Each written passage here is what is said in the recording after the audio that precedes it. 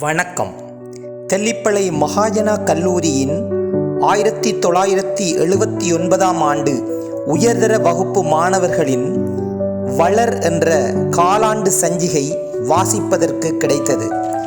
மிகவும் அருமையான அந்த சஞ்சிகையிலே மதுமிதா என்ற கவிதை தீபிகா அவர்களால் மிக அழகாக தீட்டப்பட்டிருந்தது.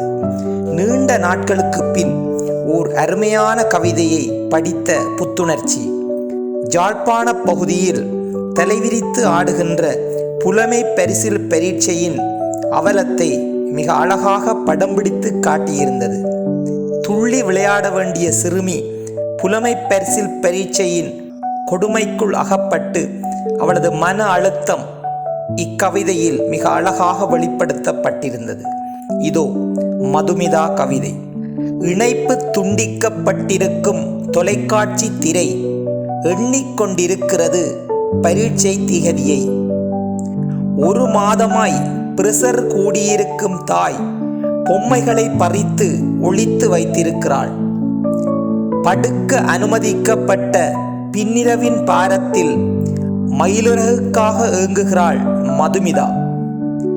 விரல்களை மடித்து மடித்து கூட்டும் அவளது பயந்த கனவில் அடிமட்டத்தோடு நிற்கிறாள் அம்மா. சித்தியடைந்து விட்ட நாளில் வாயெல்லாம் பல்லாகி எல்லோர்க்கும் தொலை பேசுகிறாள் மது அம்மா. சவர்க்கார நுரைகளோடு விளையாடி கொண்டிருக்கும் மதுமிதாவோ ஒரேயொரு கணம் தன் உள்ளங்கை கண்டலை எடுத்து ஆழ்ந்து முத்தமிடுகிறாள். அவளை தூக்கி கொண்டு பறக்கின்றன வானவில் குமிழிகள். நன்றி.